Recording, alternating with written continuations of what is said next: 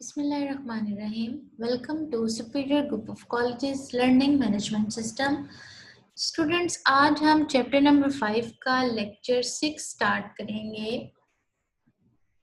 which is about derivation of energy of revolving electron in nth orbit. Electron की energy को calculate करना है। Basically total energy को हम दो पार्ट्स में डिवाइड करते हैं।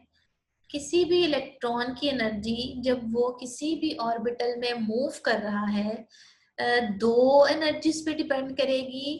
The first one is kinetic energy जिसको हम हाफ एम वी स्क्वायर से रिप्रेजेंट करते हैं, और सेकंड पोटेंशियल एनर्जी। अब potential energy basically change in position, position change होने से, यानी कि हमने किसी भी सब ऑब्जेक्ट पे फोर्स अप्लाई की और उसने डिस्टेंस कवर किया, यानी कि हम कह लेंगे potential energy basically is the work done. तो वर्क डन इक्वल होता है फोर्स इनटू डिस्टेंस के। तो पोटेंशियल एनर्जी किसके इक्वल होगी? Z square over 4 pi epsilon naught R। तो ये वैल्यू कैसे आई, चलें देखते हैं। हमारे पास पोटेंशियल एनर्जी बेसिकली अभी मैंने आपको बताया कि फोर्स इनटू डिस्टेंस के इक्वल है। अगर हम फोर्स को Z square over 4 pi epsilon naught R से रिप्रेजेंट करें और डिस्टेंस हमारे पास dr हो, तो हमारे पास वैल्यू क्या बनेगी? Z square over 4 pi epsilon naught R square और dr। अब यहाँ पर हम इस इक्वेशन को इंटीग्रेट कर देंगे। बेसिकली ये इंटीग्रेशन का सिंबल होता है और इसकी दो लिमिट्स है, एक अपर लिमिट और एक लोअर लिमिट, R और इन्फिनिटी, यानी कि इलेक्ट्रॉन इन्फिनिटी से R की तरफ आ रहा है तो उसमें जो एनर्जी चेंजिंग्स आएगी हमने उसको स्टडी करना है। अब इस इक्वेशन में R स्क्वायर के अलावा बाकी सारी वैल्यूज कांस्टेंट हैं, तो हम Z square over 4 pi epsilon not को सेपरेट कर लेंगे और 1 ओवर R स्क्वायर dr ये इंटीग्रेट करेंगे इसको। अब जब इसको इंटीग्रेट करेंगे तो R की वैल्यू जब ऊपर आएगी तो -2 में आ जाएगी dr। अब हमारे पास क्या वैल्यू आएगी? अगर हम देखें ये इंटीग्रेशन का सिंबल है, अगर ये d से कैंसिल आउट हो जाता है तो हमारे पास जो वैल्यू आएगी वो होगी 1 ओवर, और ये r और -2 ये आपस में कैंसिल हो जाएंगे तो वैल्यू आ जाएगी Z square over 4 pi epsilon not 1 over r। और इसकी दो लिमिट्स है r ओवर इंफिनिटी और साथ में हमने माइनस का साइन इंडिकेट किया। बेसिकली माइनस का साइन यहाँ पर इंडिकेट कर रहा है कि इलेक्ट्रॉन इंफिनिटी से R की तरफ आ रहा है।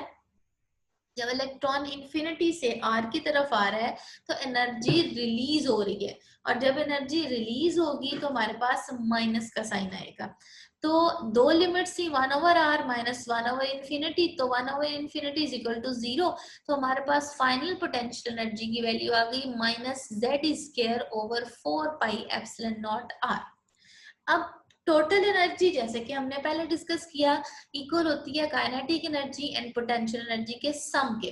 तो half M V square plus, लेकिन इसके साथ माइनस का साइन था तो -Z square over 4 pi epsilon naught R।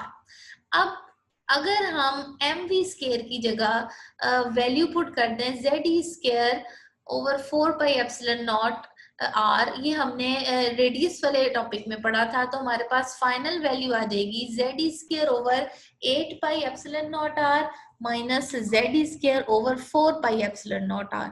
अब इस इक्वेशन में कांस्टेंट्स को सेपरेट करेंगे, वेरिएबल को सेपरेट कर देंगे, तो Z square over 4 pi epsilon naught R 1 over 2 minus 1 over 1, तो एलसीएम लेंगे तो हमारे पास फाइनल वैल्यू आ जाएगी -Z स्क्वायर ओवर 8 पाई एप्सिलॉन नॉट R।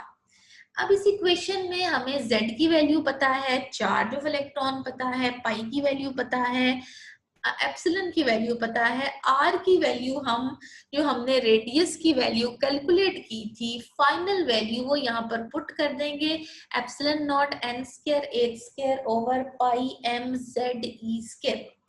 अब जब वैल्यू पुट करेंगे तो हमारे पास फाइनल वैल्यू आ जाएगी minus M Z E square Z² E4 8 epsilon naught N square H square. अब अगर Z इज इक्वल टू 1 है तो minus M E4 over 8 epsilon naught H square over 1 over N square. 1 over N square हमने separate क्यों लिखा, क्योंकि ये variable है, N की value, number of shell change होते रहेंगे। तो अगर हम यहाँ पर सारे कॉन्स्टेंट्स की वैल्यू पुट करें तो हमारे पास वैल्यू आ जाएगी 2.18 into 10⁻⁻18 1 over N square joule.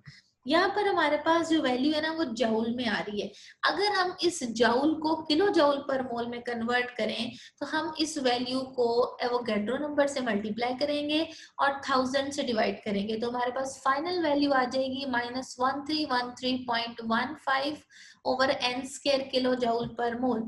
और जब हम n की वैल्यू चेंज करेंगे, n इज इक्वल टू 1 तो हमारे पास ये वैल्यू आ जाएगी, n इज इक्वल टू 2 तो -328, n इज इक्वल टू 3 -154। इसी तरह वैल्यू जो है वो चेंज होती जाएगी। अब यहाँ पर अगर हम देखें वैल्यू माइनस में है तो माइनस का मतलब है कि जितनी वैल्यू माइनस में ज्यादा होगी उतनी ही वैल्यू स्मॉल होगी, यानी कि फर्स्ट शेल की एनर्जी सबसे कम है, सेकंड की उससे ज्यादा होगी, इसी तरह लास्ट तक पहुंचते पहुंचते एनर्जी जो है वो मैक्सिमम होती जाएगी। अब इस तरह से हम एनर्जी गैप भी फाइंड आउट कर सकते हैं कि दो ऑर्बिटल के दरमियान कितना एनर्जी गैप है, E2 माइनस E1, इसी तरह E3 माइनस E2। इस तरह से हम जो है वो ऑर्बिटल्स की एनर्जी को भी कैलकुलेट कर सकते हैं जिनमें इलेक्ट्रॉन मौजूद है और उनके दरमियान एनर्जी गैप्स को भी फाइंड आउट कर सकते हैं। Thank you very much.